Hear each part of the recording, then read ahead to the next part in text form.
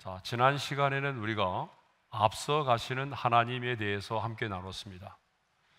신명기는요, 모세의 고별 설교입니다. 모세는 이 땅을 떠나기 전에 가나안 정복을 앞두고 있는 이스라엘 백성들에게 마지막 설교를 했는데요, 그 설교를 하면서 이스라엘 백성들에게 그들을 무서워하지 말라, 두려워하지 말라라고 말을 했어요.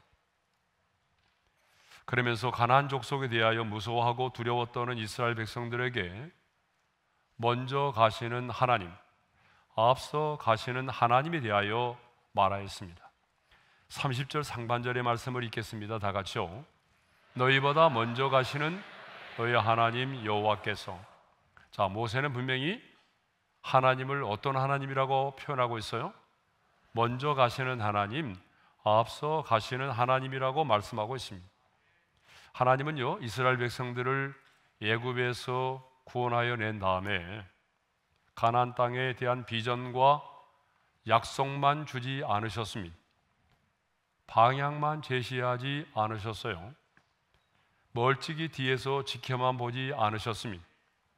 하나님은 이스라엘 백성들보다 앞서 행하시며 그들을 인도하셨습니다. 왜 하나님이 앞서 가셨습니까? 앞서 행하시는 데는 두 가지 이유가 있었어요. 그 첫 번째 이유는요, 인도하기 위해서죠. 자, 33절의 말씀을 우리 함께 읽겠습니다. 다 같이요. 그는 너희보다 먼저 그 길을 가시며 장막 칠 곳을 찾으시고 밤에는 불로 낮에는 구름으로 너희가 갈 길을 지시하신 자이시니라. 그러니까 하나님은 광야의 길을 거닐 때에 구름 기둥과 불 기둥으로 앞장서 인도하셨다는 것입니다. 그냥 단순히 앞에서만 가시는 것이 아니라 앞서 가시면서 뭘 하셨다고 말씀합니까? 장막 칠 곳을 찾으셨다라고 말해요. 이 말은 무슨 말이죠? 하나님이 앞서 가시면서 그들의 가는 길들을 예비하셨다는 거죠. 여러분, 하나님은 언제나 여호와 이레의 하나님이십니다. 우리의 인생길에 그냥 앞장서만 가시는 것이 아니라 우리의 인생에 필요한 부분들을 하나님이 예비하여 주십니다. 때로는 사람도 예비하여 주시고, 때로는 필요한 재정도 예비해 놓으시고, 때로는 필요한 전략도 예비해 놓으십니다. 네. 자, 하나님은 이렇게요, 우리보다 앞서 인도하시며 우리의 가는 길을 인도하시는 분이시죠. 자, 두 번째로 왜 하나님이 앞서 가신다고 말씀하고 있습니까? 그 이유는 싸우시기 위해서라고 그랬어요. 자, 우리 30절 말씀을 읽겠습니다. 다 같이요. 너희보다 먼저 가시는 너희 하나님 여호와께서 애굽에서 너희를 위하여 너희 목전에서 모든 일을 행하신 것 같이 이제도 너희를 위하여 싸우실 것이며. 하나님께서 우리보다 앞서 가시는 또 하나의 이유가 뭐라고요? 우리를 위하여 싸우시기 위함이라는 것입니다. 하나님은요, 승리에 대한 약속만이 아니라 실제로 하나님은 앞서 나아가서 싸워 주셨습니다. 이게 중요한 거예요. 하나님께서 앞서 나아가서 싸워 주시지 않았다고 한다면 어떻게 여러분 모세가 바로를 이길 수가 있었겠어요? 어떻게 그들이 홍해를 건널 수가 있고 아말렉의 군대를 물리칠 수가 있었겠습니까? 오늘도 마찬가지입니다. 하나님께서 우리보다 앞서 나아가시면서 싸워주시지 않는다고 한다면 여러분, 누가 이 영적인 전쟁에서 승리할 수가 있겠습니까? 그런데 흑암의 권세에서 우리를 건져내신 그 하나님께서 지금도 우리와 함께 하시며 우리보다 앞서 가시며 우리를 위하여 싸워 주십니다. 저 십자가에서 마귀의 일을 멸하시고 승리하신 주님께서, 사망 권세를 이기시고 부활하신 우리 주님께서 우리보다 앞서 행하시며 우리를 위하여 싸워 주십니다. 그러므로 중요한 것은 하나님이 언제나 나보다 앞서 행하시고 나의 가는 길을 예비하시고 또 하나님이 나를 위하여 싸워주신다는 이 믿음을 가지고 우리는 이 광야의 인생길에 두려워하지 말고 2023년에 내 인생 가운데 어떤 일이 일어날는지, 어떤 사건을 만나게 될는지 우리가 모르지만 우리가 두려워하지 말고 놀라지 말고 당당하게 순종의 발걸음을 내디딜 수 있기를 바랍니다. 자, 우리보다 앞서 행하시는 하나님은 이제 어떤 하나님이신가 하면은 우리를 안아주시는 하나님이라는 거예요. 자, 따라서 합시다. 안아주시는 하나님. 자, 그래서 오늘 밤에는 지난 시간에는 앞서가시는 하나님에 대해서 묵상했다면 오늘은 우리를 안아주시는 하나님에 대해서 생각해 보도록 하겠습니다. 31절의 말씀을 우리 함께 읽겠어요. 다 같이요. 광야에서도 너희가 당하였거니와 사람이 자기의 아들을 안는 것 같이 너희 하나님 여호와께서 너희가 걸어온 길에서 너희를 안으사 이곳까지 이르게 하셨느니라. 한번 따라서 합시다. 너희를 안으사 이곳까지 이르게 하셨느니라. 모세는 지금 이스라엘 백성들에게 너희가 출애굽부터 시작해서 지금까지 너희 하나님 여호와께서 너희를 안으사 이곳까지 이르게 하셨다라고 말하고 있어요. 그러면서 너희가 광야에서 하나님께서 행하신 일을 보았던 것처럼 너희 하나님께서 너희를 안으사 이곳까지 이르게 하셨다라고 말하고 있습니다. 그렇습니다. 하나님께서는요, 출애굽의 과정부터 시작해서 그들을 품에 안으시고 여기까지 인도하셨다는 거죠. 여러분, 광야는 길이 없는 거죠. 광야는 물이 없어요. 광야는 농사도 지을 수가 없습니다. 대신에 광야는 뱀과 정갈이 많은 곳이고요. 그리고 낮과 밤의 기온의 차이가 심합니다. 그러므로 하나님의 도우심이 없이는, 하나님의 보호하심과 인도하심이 없이는 하루도 거닐 수 없고 하루도 살아갈 수 없는 곳이 바로 광야입니다. 그런데 하나님께서 앞서가시며 싸워주셨고 장막 칠 곳을 예비하여 주셨고 낮에는 구름기둥과 불기둥으로 인도하여 주셨습니다. 하늘에서 만나와 메추라기를 내려 먹여주셨고 반석에서 물이 나와 그들을 마시게 했습니다. 40년 동안 입고 있던 옷이 헤어지지 않았고 40년 동안 신고 있던 신발이 헤어지지 않았습니다. 광야 40년 동안 이스라엘 백성들은 아주 완벽하면서도 풍성한 하나님의 은혜를 누렸습니다. 가장 괴롭고도 긴 여정이었지만 그들은 가장 완전한 하나님의 은혜를 누렸습니다. 그러니까 모세는 지금 하나님께서 광야의 인생길에 이스라엘 백성들에게 베풀어 주신 이 완벽하면서도 풍성한 은혜, 가장 완전한 은혜를 지금 무엇으로 표현하고 있습니까?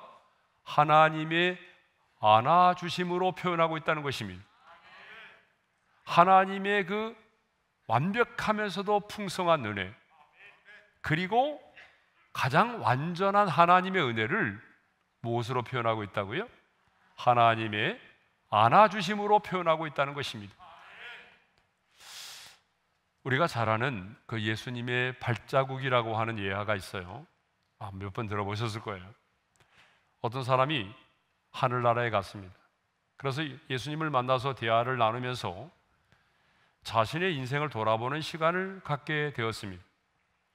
그런 이 세상을 사는 동안에 좋은 길을 걷고 있는 그의 발자국 주변에는 언제나 내 자신의 발자국 외에 또 다른 하나의 발자국이 있었어요.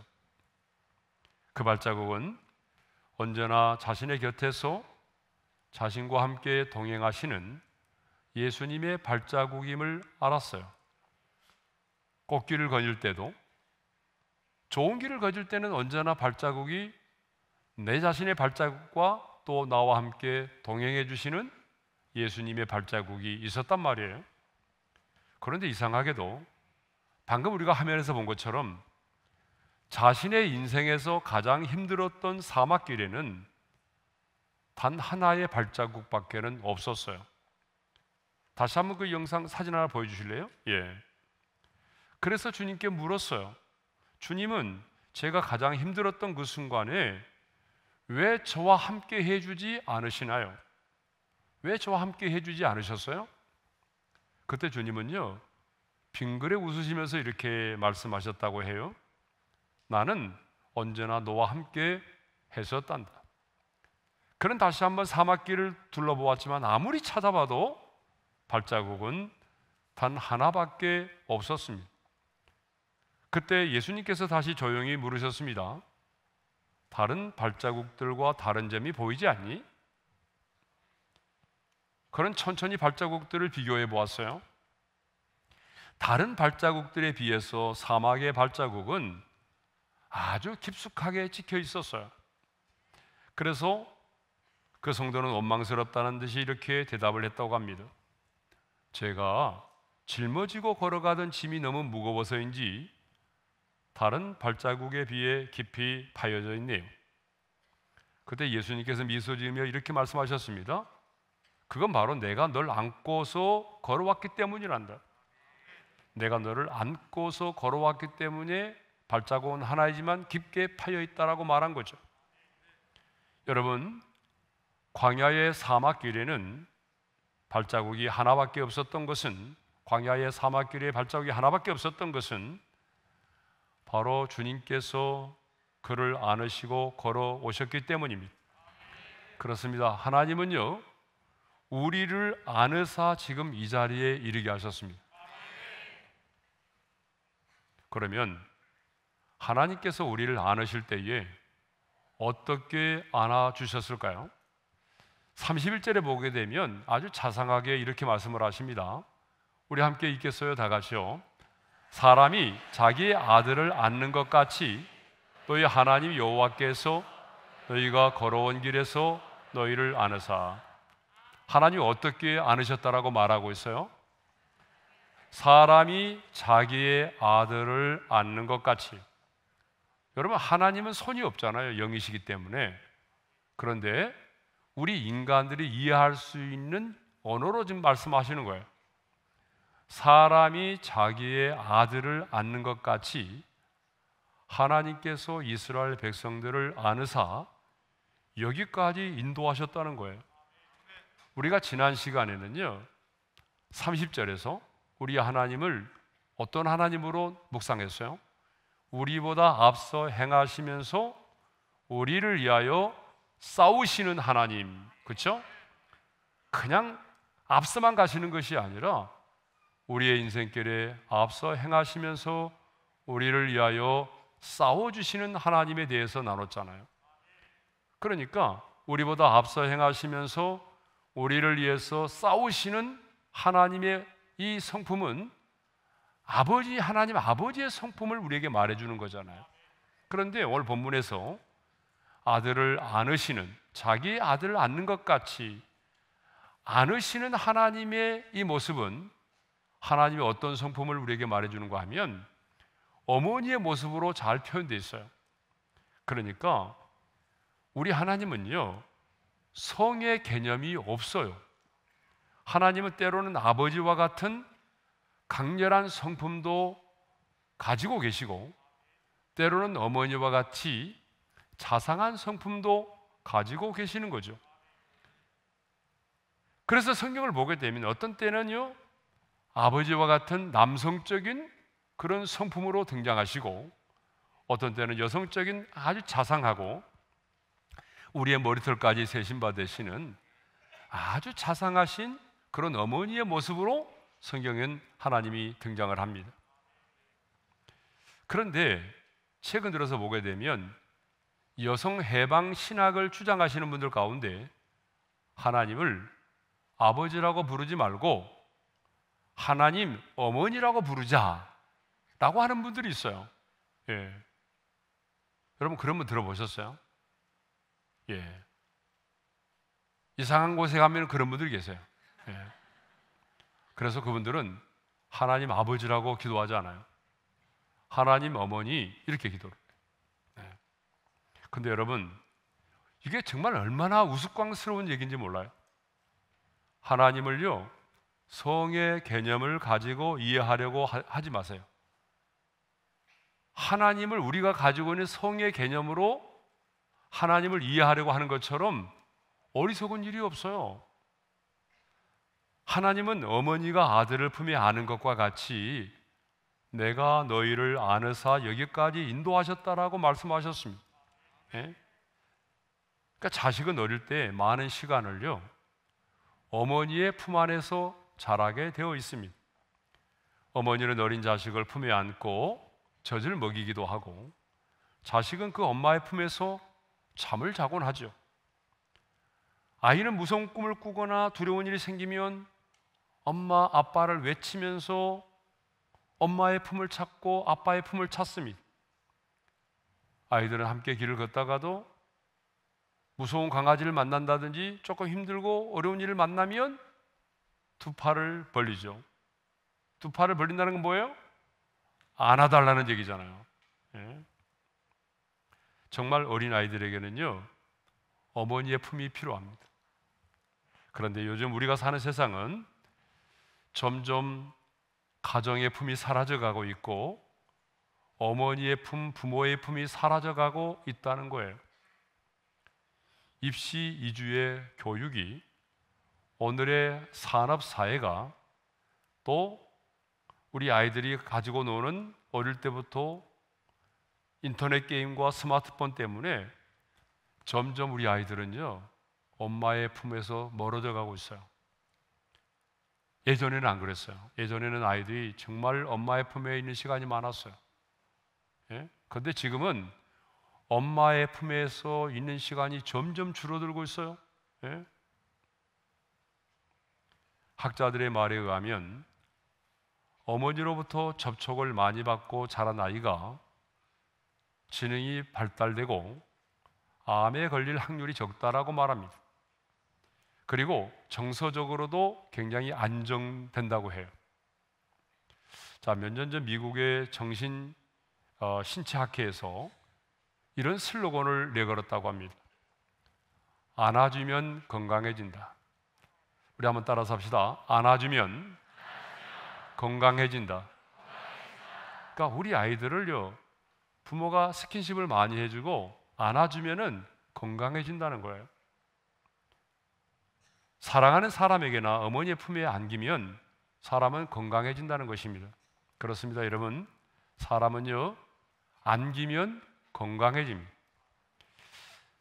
2014년 호주에서 뉴스에 나온 사건인데요, 2달이나 일찍 태어난 한 조산아가 있었어요. 그런데 이 아이가 태어나면서 호흡이 멈춰가지고 의사로부터 사망 판정을 받았습니다. 의료진이 20분에 걸쳐서 응급처치를 했지만 꺼져버린 숨은 되돌릴 수가 없었습니다. 그러니까 이 아이는 태어나자마자 사망 선고를 받게 된 거죠.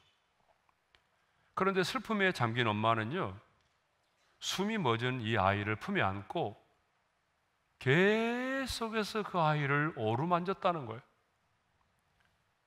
무려 2시간이 넘게. 여러분, 의사로부터 사망 선고를 받은 그 갓난 아이를 그 슬픔에 잠긴 엄마가 2시간 동안 계속해서 어루만졌대요. 그렇게 2시간이 지나자 아기에게 놀라운 변화가 일어난 거예요. 갑자기 아이가 팔다리를 움직이기 시작을 했어요. 엄마 손가락 끝에 젖을 묻혀서 입에 대니까 빨기 시작을 했어요. 그리고 점점 규칙적으로 이 갓난아이가 숨을 쉬기 시작했어요. 그리고 조금 후에는 눈을 떴어요. 이미 숨이 멎었던 조산아가 엄마의 품에 안기면서 다시 살아난 거예요. 엄마가 2시간 동안 그 아이를 안아줬대. 쓰다듬어 준 거예요. 2시간 동안 안아주고 계속해서 어루만져 준 거예요. 그래서 여러분, 뉴스에 나왔어요, 이 사실이. 예. 애정 어린 신체 접촉은 옥시토신이라는 사랑의 호르몬을 분비한다고 합니다.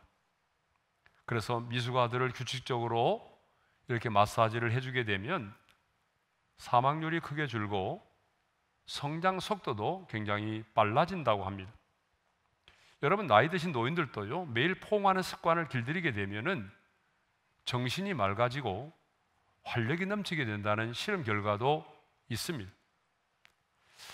2차 대전 중에요, 고아가 된 아이들이 특별한 사유 없이 시름 앓다가 고아원에서 죽어갔어요. 그 후에 원인을 찾았던 심리학자들은 아이들이 부모로부터 받아야 되는 정서적인 친밀함과 스킨십이 부족한 것이 사망의 원인이라는 사실을 발견하게 된 것입니다. 안아준다는 것은요, 단순히 신체적인 접촉만을 의미하지 않습니다. 안아준다는 것은 단순히 신체의 접촉만을 의미하지 않아요. 그것은 사람들에게 사랑받고 인정받고 환영을 받고 있다라고 하는 느낌, 더 나아가서 혼자가 아니라는 사실을 느끼게 해준다라고 하는 것입니다. 그러니까 누군가를 이렇게 안아주고 스킨십을 해주게 되면 그 사람에게는 사랑받고 있고 인정받고 있고 내가 환영을 받고 있다는 느낌, 그리고 결코 내가 홀로가 아니라고 하는 그런 느낌을 받게 한다라고 하는 것입니다. 영국의 소아정신과 의사인 도널드 위니캇은 유아가 태어나서 성숙한 인간으로 성장해 갈 수 있는 적절한 환경을 안아주는 환경이라고 그랬어요. 그러니까 장난감이 더 중요한 게 아니라, 여러분, 아이에게 뭐 좋은 방을 주는 것도 중요하지만 정말 가장 좋은 환경은 안아주는 환경이라는 거예요. 네? 안아주는 환경이 제일 좋은 환경이라는 거예요. 사랑하는 사람의 품에 안기기만 해도 여러분, 이렇게 정서적으로 이제 안정이 되고 건강해진다는데, 여러분 한번 생각해 보십시오. 하물며 사랑의 본체이신 하나님의 품에 안겨 사는 사람은 얼마나 안정이 되고 얼마나 건강하고 얼마나 지혜롭고 행복하겠습니까? 여러분, 이렇게 사랑하는 사람의 품에 안기기만 해도 정서적으로 안정이 되고 건강해진다는데, 사랑의 본체이시고 지혜의 근본이신 그 하나님의 품에 우리가 안겨 살아간다고 한다면 우리 영혼이 얼마나 안정되고 우리가 얼마나 지혜롭고 우리가 행복한 삶을 살겠습니까? 사랑하는 사람의 품에 안겨 있기만 해도 이렇게 행복한데, 전능하신 하나님, 그 하나님 아버지의 품에 안겨 사는 자는 얼마나 행복을 하겠습니까? 하나님은요, 사람이 자기의 아들을 아는 같이 우리를 안으심으로써 이 광야의 길을 걷게 하셨습니다. 광야는 하나님의 안아주심이 필요한 곳이 바로 광야입니다. 하나님의 안아주심이 없이는 걸을 수 없고 살 수 없는 곳이 광야입니다. 그러므로 오늘 우리에게는 하나님의 안아주심이 필요합니다.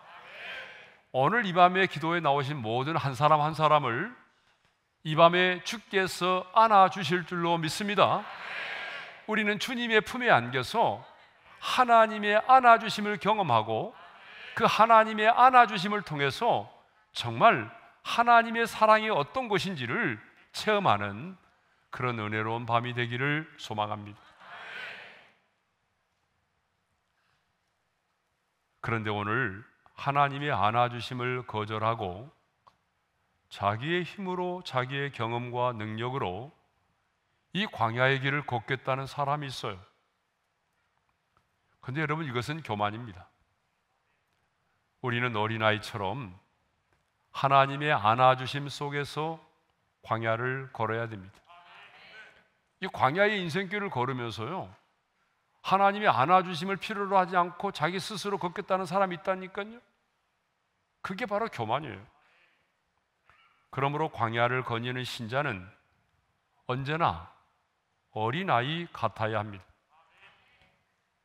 광야를 거니는 어린아이는요, 부모의 손을 놓으려고 하지 않아요. 언제나 부모의 손을 꽉 잡고 걸어요. 그리고 부모의 품을 의지합니다. 여러분, 어려운 언덕길을 만나면 어떻게 할까요? 힘들어요 하면서 숨이 막히다고 안아달라고 말하죠. 여러분, 아이들하고 갔다 보면 그런 일이 생기잖아요. 힘들면 뭐예요? 안아달라고 막 떼장을 부리잖아요. 예? 여러분, 그게 어린아이예요. 그러니까 여러분도 말이에요, 이 세상을 막 살아가다가 힘들고 어려우면 아빠 힘들어요, 엄마 힘들어요, 더 이상 못 가겠어요, 안아주세요. 여러분, 이게 신앙생활이라는 거예요. 예? 근데 그렇지 않은 분이 있어요. 저는 씩씩해요, 저는 걸어갈 수 있어요, 예? 나 혼자 갈 수 있다니까요. 이건 교만이라고요. 예? 그러므로 구원을 받고 광야를 거니는 신자는 언제나 어린아이와 같아야 됩니다. 그런 의미에서 절대로 우리는 어른이 돼서는 안 됩니다. 여러분, 옆 사람과 인사하겠습니다. 절대로 어른이 되지 마십시오. 이 말의 의미를 알아야 돼요. 여러분들이 이 말의 의미를 알고 절대 어른이 되지 말자고 그래야 되는데, 잘못하게 되면 항상 어린아이처럼 살라, 그런 얘기는 아니죠. 네. 광야의 인생길을 거니는 하나님의 사람은요, 하나님의 나라에 이를 때까지 어린아이처럼 살아야 돼요. 그래서 우리 예수님께서도 마태복음 18장 3절에서 이런 말씀하지 않았습니까? 다 같이요. 너희가 돌이켜 어린아이들과 같이 되지 아니하면 결탄코 천국에 들어가지 못하리라. 네. 여러분, 어린아이와 같지 않으면 천국에 들어갈 수 없다라고 말씀하셨어요. 여러분, 이 말씀이 뭐죠? 이 말씀이 뭘 의미할까요? 어린아이가 가지고 있는 특성 때문에 그래요. 네. 여러분, 어린아이가 가지고 있는 특성이 뭐예요? 어린아이의 특징은요, 부모를 절대적으로 신뢰하고 의지합니다. 정말 어린아이들은요, 절대적으로 부모를 신뢰하고 의지합니다. 이게 어린아이의 특징이에요. 예. 어른도 딱 커가지고요, 에이 엄마 거짓말하고 있네, 이 정도 되면 아니에요. 예. 미국에는 손녀 얘기를 또 하나 하겠습니다. 지난 크리스마스 때 영상을 하나 보냈어요. 그 영상을 보니까 아이에게 이제 끊임없이 말하는 거예요. 성탄절이 되면은 네가 착한 일을 많이 하고 엄마 아빠 말을 잘 들으면은 산타 할아버지가 와서 선물을 주고 간대. 그러니까 늘 이렇게 얘기하는 거죠. 그래서 밤에 이제 저 사이하고 딸이 이제 평소에 지가 원하는 선물을 알고 있잖아요. 너 뭘 원하는데 다 알아가지고 선물을 포장하고, 그리고 이제 그 성탄 추리 옆에다가 그 선물을 놔두고 산타 할아버지가 왔다 갔다고 하는 그 표시를 남기기 위해서 밀가루로 해가지고 발자국을 만들어 놓은 거예요, 거실에다가. 그리고 이제 새벽에 깨웠어요, 엄마가. 산타 할아버지가 왔는지 모르겠어, 가봐. 선물을 갖다 놨는지 모르겠어. 그러니까 새벽에 손녀가 일어난 거예요. 조심스럽게 거실에 내려왔어요. 보니까 정말 발자국이 딱 있잖아요. 그리고 보니까 거기에 이름이 써 있고, 아, 선물이 있는 거야. 그 아이는요, 진짜 산타 할아버지가 와서 선물을 주고 온 걸로 알고 있어요, 아직까지. 엄마 아빠가 무슨 말을 해도 믿는 거죠. 근데 얘가 좀 머리가 잘 돌아가잖아요. 왜냐하면 그 밀가루 만드는 게 뭐야? 눈 발자국이라고 생각한 건데, 근데 왜 눈이 녹지 않지? 그러더래요. 밀가루인 줄은 모르고. 예? 자, 무슨 얘기냐면 어린 아이들은요, 부모의 말을 절대적으로 믿고 신뢰합니다. 예. 우리 어릴 때도 그러지 않았어요? 우리 어릴 때도 보게 되면 막 울면 일본 순사가 와서 데려간다고 그랬어요. 그러면 우리는 일본 순사가 뭔지도 모르지만 진짜 일본 순사가 와서 데려가는 줄 알았어요. 예? 그래서 울음을 그쳤단 말이에요. 예? 또 가장 많이 들었던 말이 있어요. 다리 밑에서 널 주웠어. 근데 이거를 실제로 믿고 지금까지 믿었던 사람이 있더라고요. 지난번 우리 교육자가 그랬나? 누가? 예, 자기는 어릴 때 진짜 이 말을 믿었대요. 그래서 상처가 됐대요. 왜 엄마 아빠는 나를 다리 밑에서 주웠지? 예, 이렇게. 근데 이제 조금 머리가 커지면요, 그 말을 믿지 않죠. 근데 어린 아이 때는 이 사실을 믿는다는 거예요. 그리고 어린 아이는 절대로 부모의 품을 의지합니다. 부모가 없으면 죽는 줄로 알아요. 그러니까 저도 어릴 때 보니까 다른 건 기억이 안 나는데 늘 그런 생각을 했던 것 같아요. 부모가 없으면 어떻게 하지? 엄마 아빠가 없으면 나는 어떻게 살아? 나는 못 살 거야. 여러분, 늘 어릴 때에 그 생각이 있었던 것 같아요. 여러분, 그게 어린아이의 특징이라는 거예요. 내가 부모님이 없으면 나는 살 수가 없어. 부모님이 나를 지켜줘야 돼. 부모님이 나를 도와주지 않으면 나는 살아갈 수가 없어. 부모님이 없으면 나는 하루도 못 살아.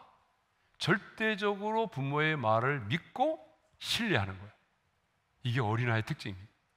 예? 이게 어린아이의 특징이에요. 어떤 분은요, 어린아이의 특징은 욕심이 없다 그러는데 거짓말이에요. 아이들 욕심이 얼마나 많은지 몰라요. 예? 싸울 때 보면 알아요. 욕심이 얼마나 많은지. 예? 아무튼요, 어린아이처럼 살아야 돼요. 그리고 어린아이는요, 어린아이답게 살아야 됩니다. 아이들이 아이다워야 되잖아요. 근데 요즘에 보게 되면, TV를 보게 되면 아이들이 어른 흉내를 너무나 잘 내요. 뭐 미스터 트롯 거기 보게 되면 얘들이 와가지고 얘들이 그 꼬맹이들이 막 어른들이 부르는 그런 노래를 막 부르고 춤도 추고 그러잖아요. 나는 그게 별로 좋지 않더라고요. 어떤 사람들은 막 박수치고 난리인데 아니에요. 아이들은요, 아이들답게 자라야 되는 거예요. 예? 그 조그마한 어린아이가 세상 어른들 노래 부르면 나중에 커서는 어떻게 하려고 그래요? 예?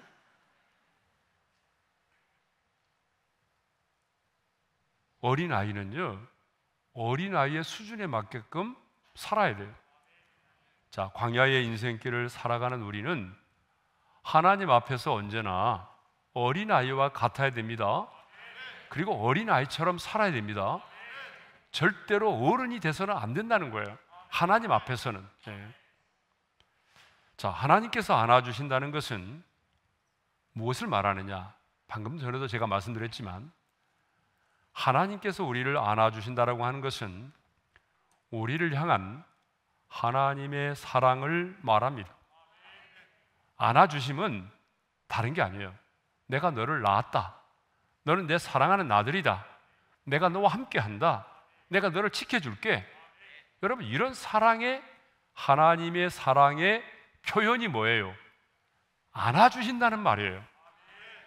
그러므로 하나님께서 안아주신다는 것은 하나님께서 우리를 얼마나 사랑하시는지에 대한 그 사랑의 징표예요. 내가 너를 이렇게 사랑한다는 것을 지금 어떻게 표현하는 거예요? 하나님이 내가 너를 안아주고 있다라고 말씀하시는 거예요. 예? 왜냐하면 사랑은 언제나 행동으로 표현되게 되어 있다는 거죠. 행동으로 표현되지 않는 사랑은 사랑이 아닙니다. 그래서 사랑하는 사람은 언제나 사랑하는 사람을 안아주죠. 그래서 예수님도 이 세상에 계실 때에 아이들을 안고 축복하셨잖아요. 예? 군밤 때리면서 내가 널 축복한다 그렇게 하지 않았어요. 예? 얘들을 안아주시면서 축복한다고 그랬지, 예? 머리를 지어박으면서 예? 내가 너를 사랑한다 이놈아 이렇게 하지 않았단 말이에요. 예? 아이들을 안아주시면서 축복하셨어요. 그리고 십자가에 달려 죽으실 때도 세상의 수많은 영혼들을 안고자 두 팔을 벌려서 십자가에 달려 죽으신 거예요. 자, 그러면 하나님께서 우리를 언제까지 안아주시는가? 안아주심의 유효기간, 예? 하나님께서 언제까지 우리를 안아주시는가의 문제입니다. 예? 31절을 하반절을 읽겠습니다. 다 같이요. 너희를 안으사 이곳까지 이르게 하셨느니라. 너희를 안으사 이곳까지 이르게 하셨느니라. 출애굽할 때만 안아주신 것이 아니라, 홍해를 건널 때 그 순간만 안아주시는 것이 아니라, 이곳까지 가나안 땅에 입성할 때까지 하나님이 어때요? 그들을 안아주셨다라고 말하죠. 자, 여기 이곳까지는 광야를 통과해서 가나안이니까 하나님의 나라에 들어가기 직전까지 하나님이 우리를 안아주신다는 것입니다. 그렇습니다. 여러분, 하나님은요, 우리가 거듭나는 순간만 우리를 안아주시는 것이 아닙니다.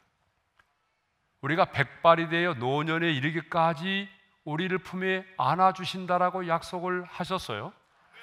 자, 이사야 46장 4절의 말씀을 함께 읽겠습니다. 다 같이요. 너희가 노년에 이르기까지 내가 그리하겠고 백발이 되기까지 내가 너희를 품을 것이라. 내가 지었은즉 내가 업을 것이요 내가 품고 구하여 내리라. 아멘. 하나님은요, 영적으로 우리를 거듭나게 할 때까지만 안아주시는 것이 아닙니다. 영적으로 거듭날 때만이 아니라 우리가 노년에 이르기까지, 백발이 되기까지 내가 너희를 품어주신다고 말씀하고 있어요. 그러니까 이 말은 무슨 말이냐면, 우리를 향한 하나님의 사랑은 변함이 없다는 거죠. 그렇죠? 그래서 우리가 이 광야의 인생길을 거니는 동안 내 영혼이 육체의 장막을 벗고 요단강을 건너서 가나안 땅의 천국에 이를 때까지 하나님은 우리를 안아주신다는 거예요. 우리를 품에 안아주신다는 것입니다. 우리의 이 땅에서의 인생에 다하는 그날까지 하나님은 우리를 품에 안으십니다. 물론 광야 생활은 힘들고 어렵습니다. 때로는 잘못함으로 하나님의 징계를 받기도 하죠. 여러분, 이 광야의 길이 얼마나 힘들어요. 그렇지만 중요한 것은 내가 노년이 되고 백발이 되어도 주님은 여전히 품에 안으시고 우리를 인도해 주신다는 사실입니다. 이 세상의 사람들이 다 나를 버려도, 아니 육신의 부모가 나를 버린다고 할지라도 주님은 결코 우리를 버려두거나 모른 채 하지 않으시고, 주님은 끝까지 우리를 품에 안으시고 우리와 함께 동행하여 주십니다. 이것이 바로 우리를 향한 하나님의 안아주심입니다. 모세에게 광야 40년은요 주님 품에 안겨온 세월이었어요. 그래서 모세는 40년 광야의 생활을 회고하면서 하나님을 안아주시는 하나님으로 그렇게 말하고 있어요. 그렇죠? 40년의 광야 생활을 회고하면서 하나님을 어떤 하나님으로 표현하고 있어요? 안아주시는 하나님으로 그렇게 말하고 있어요. 그런데 여러분, 놀랍게도요, 이스라엘 백성들은 그 여호와 하나님을 믿지 않았다는 거예요. 자, 32절의 말씀을 읽겠습니다. 다 같이요. 이 일에 너희가 너희 하나님 여호와를 믿지 아니하였도다. 자신들보다 먼저 가시면서 싸워주시고 가는 길을 예비해 주시고 구름기둥 불기둥으로 인도하시는 그 하나님, 그리고 품에 안으사 여기까지 인도하신 그 하나님을 믿지 않았다는 거예요. 참 여러분, 이상하잖아요. 똑같은 40년의 기간, 똑같은 광야의 현장에 있었어요. 똑같이 함께 그 광야의 길을 걸어왔어요. 여러분, 모세는 헬기 타고 왔나요? 이스라엘 백성들은 걸어오고, 아니면 모세는 선호공처럼 구름 타고 다녔나요? 여러분, 모세는 똑같이 이스라엘 백성들과 함께 40년의 광야의 길을 걸었고, 그렇죠? 그 똑같이 그들과 함께 그 광야의 현장 속에 있었어요. 아니, 어쩌면 모세는 이스라엘 백성들로부터 지도자로서 끊임없는 그 불평과 원망하는 백성들 때문에 더 많은 아픔과 더 많은 고통을 경험해야만 했어요. 그런데 모세는 뭐라고 말합니까? 하나님께서 안아주심으로 우리가 여기까지 오게 되었다. 하나님이 우리를 여기까지 안아주심으로 이르게 하셨다, 이렇게 말한단 말이에요. 그런데 똑같이 광야를 거닐었고 똑같은 하나님의 은혜를 경험했는데 이스라엘 백성들은 뭐라고 말하죠? 자신들을 애굽에서 이끌어내시기 여기까지 인도하신 자신들의 하나님을 믿지 않았다는 거예요. 지난번에 잠깐 언급했던 것처럼 10명의 정탐꾼들의 보고를 받고 하나님이 우리를 미워하심으로 우리를 저 아모리 족속의 손에 주기로 한다라고 원망했어요. 예? 하나님의 특별한 은혜로 애굽의 노예 생활에서 해방이 되고 홍해를 육지처럼 건너고 밤낮으로 불기둥, 구름기둥의 보호와 인도를 받고 하나님이 주신 매일의 만나를 먹으면서도 그들은 하나님을 믿지 않았다라고 하는 것입니다. 그래서 다시 애굽으로 돌아가자라고 말을 했습니다. 이 일로 인해서 하나님은 어떻게 하셨을까요? 노하셨습니다. 백성들은 그래서 가나안 땅에 들어가지 못하게 되었습니다. 35절의 말씀을 읽겠습니다. 다 같이요. 이 악한 세대 사람들 중에는 내가 그들의 조상에게 주기로 맹세한 좋은 땅을 볼 자가 하나도 없으리라. 이 말은 무슨 말입니까? 가나안 땅에 들어가지 못한다는 얘기죠. 왜 출애굽한 이스라엘 백성들이 가나안의 목전에서 가나안 땅에 들어가지 못하고 광야에서 죽어야만 했습니까? 자신들이 하나님을 믿지 않았기 때문입니다. 자신들보다 앞서 행하시는 하나님을 믿지 않았기 때문입니다. 자신들보다 앞서 행하시면서 자신들을 인도하시고 광야의 길을 예비하시고 그리고 자신들보다 앞서 행하시며 자신들을 위하여 싸워주셨던 그 하나님, 그리고 자신들을 늘 품에 안아서 여기까지 인도해 주신 그 하나님을 믿지 않았기 때문에 그렇습니다. 여기서 우리는 중요한 걸 깨닫게 됩니다. 하나님의 사람이 실패하는 이유가 뭐냐는 거예요. 여러분, 하나님의 사람이 실패하는 이유는 돈이 없어서가 아닙니다. 많이 배우지 못해서가 아닙니다. 가문이 좋지 못해서가 아닙니다. 연줄이 없고 빽이 없기 때문이 아닙니다. 하나님의 사람이 실패하는 단 하나의 이유는 하나님을 신뢰하지 않기 때문입니다.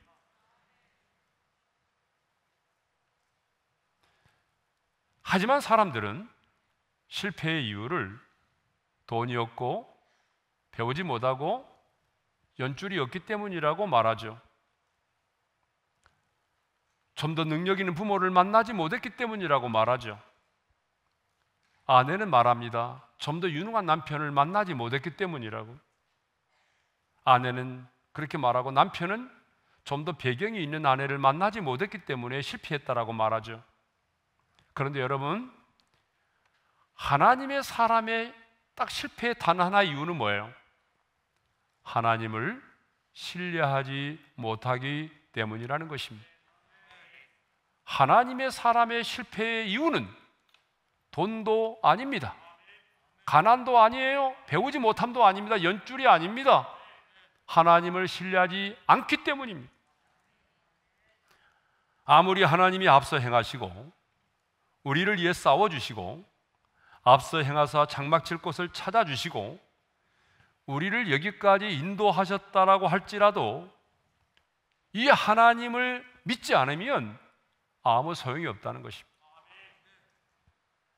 우리가 아무리 하나님에 관하여 많이 지식적으로 알고 있다고 할지라도 나보다 먼저 앞장서 가시고 나를 인도하시며 나의 인생길을 예비하시고 나를 품에 안아주시는 그 하나님을 믿지 않는다고 한다면 그 하나님은 나의 하나님이 아니십니다. 그러므로 여러분, 안아주는 것과 안기는 것에는 서로의 사랑과 신뢰가 필요합니다.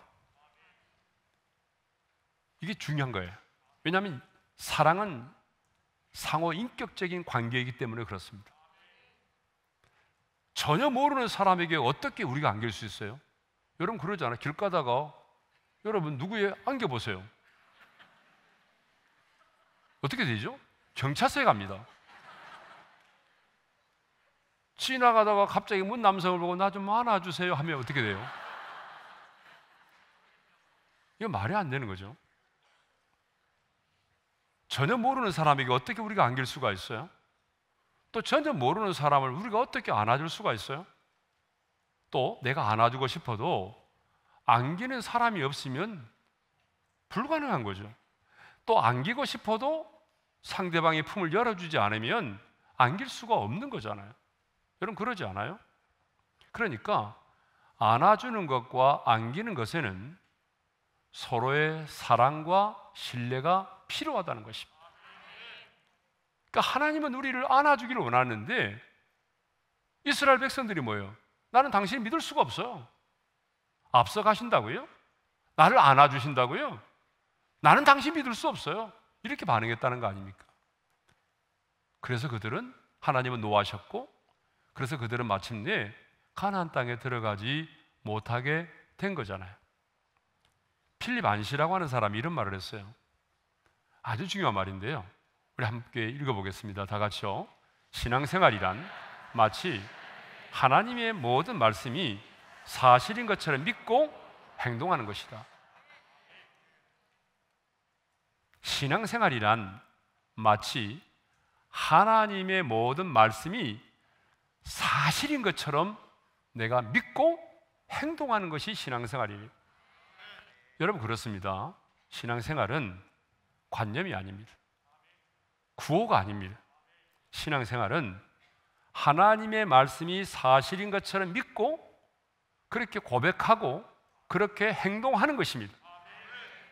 그러니까 하나님의 말씀이 사실인 것처럼 믿고 고백하고 그렇게 행동하는 것이 신앙생활이다라고 하는 거죠. 자, 우리 주님도 그렇게 말씀하신 적이 있어요. 마가복음 11장 24절인데요. 우리 함께 읽어보겠습니다. 다 같이요. 그러므로 내가 너희에게 말하노니 무엇이든지 기도하고 구하는 것은 받은 줄로 믿으라. 그리하면 너희에게 그대로 되리라. 기도를 했으면 마치 응답된 것처럼 믿고 행동을 하라는 것입니다. 아직 이루어지지 않았지만 이미 주님께서 내 기도를 들으신 것으로 믿고 그렇게 행동을 하라는 거예요. 하나님이 나보다 앞서 행하신다고 했다면 하나님과 함께 지금 내가 거닐고 있는 것을처럼 살아야 된다는 거죠. 하나님이 날 안아주신다고 약속하셨다면 지금 내 자신이 하나님의 품에 안겨 있는 것처럼 내가 그렇게 믿고 그렇게 고백하고 그렇게 행동하며 살라는 거죠. 그렇게 행동하다 보게 되면 정말 놀라운 일이 일어난다는 거예요. 그러니까 하나님 우리를 안아주신다고 그랬잖아요. 그러면 여러분들이 지금 광야의 인생길을 거닐면서도 주님, 나는 지금 주님 품에 있어요. 주님 품에 있으니까 너무 좋네요. 이렇게 믿고 그렇게 살아가라는 거예요. 예? 근데 이런 분들이 있어요. 주님이 분명히 말씀하셨어요. 나를 안아주신다고. 근데 저는 믿겨지지 않아요. 저는요, 전혀 깨달아지지 않아요. 저는 지금도 광야의 한복판에 있는 것 같아요. 저는 애딴 섬에 있는 것 같아요, 주님. 이렇게 말하면 그 믿음은 아무 역사가 일어나지 않는다는 거예요. 내 느낌과 감정을 믿는 것이 아니라 하나님의 약속의 말씀을 믿고 신뢰하는 것이 신앙생활입니다. 내가 너를 품에 안았다. 그래서 내가 노년이 될 때까지, 백발에 이를 때까지, 하나님의 나라에 들어갈 때까지 사람이 자기의 아들을 안는 것처럼 내가 너를 안아주리라. 이렇게 약속하셨다면 그렇게 믿고 고백하고 살아가는 거예요. 그런데 여러분은 지금 얼마나 앞서가시면 나를 위하여 싸우시는 하나님, 나의 길을 예비하시는 하나님, 나를 품에 안으시는, 그리고 나를 인도하시는 하나님을 여러분들이 실제로 믿고 있습니까?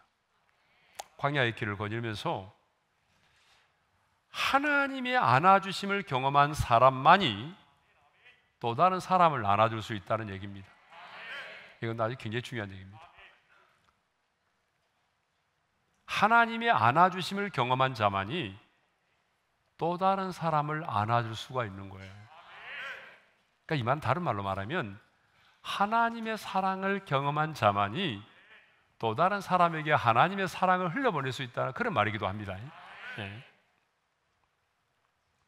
여러분 주위를 보십시오. 숨쉬기조차 어려울 정도의 두려움 속에서 인생을 사는 사람들이 얼마나 많아요. 우리들 주변에 웃고는 있지만 만나서 잠깐 얘기만 해보게 되면 아침에 눈을 뜨는 것조차 두려워하고 숨을 쉬는 것조차 두려워 떨며 살아가는 인생들이 얼마나 많아요. 지독한 외로움과 고독 속에서 인생을 사는 자들이 얼마나 많습니까? 그들은 뭘 필요합니까? 누군가의 안아주심이 필요합니다. 누군가의 안아주심이 필요해요. 여러분의 남편도 여러분 외롭지 않은 것처럼 막 그렇게 말하지만 홀로 술을 잡수시는 거 보세요. 왜 홀술을 마실까요? 외로우니까, 고독하니까. 예? 여러분의 자녀들도 마찬가지입니다. 이 세상을 살아가는 사람들에게는 안아주심이 필요해요. 품어줄 수 있어야 돼요. 그런데 누가 그 사람들을 품어줄 수 있느냐 그 말이에요. 누가 그렇게 외로움과 고독과 두려움 속에 살아가는 사람들을 안아줄 수 있느냐는 거예요. 그것은 하나님의 안아주심을 경험한 자만이 또 다른 사람을 안아줄 수 있다는 것입니다.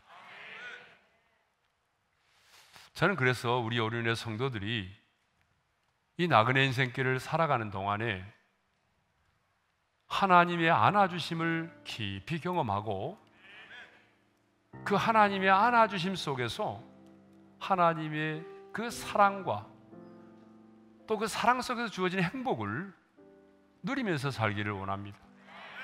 그래서 그 하나님의 안아주심 때문에 거친 파도가 날 향해 와도 주님과 함께 날아오를 수 있기를 원합니다. 주님의 그 안아주심 때문에 인생의 폭풍 가운데서도 잠잠히 주를 바라볼 수 있기를 바랍니다.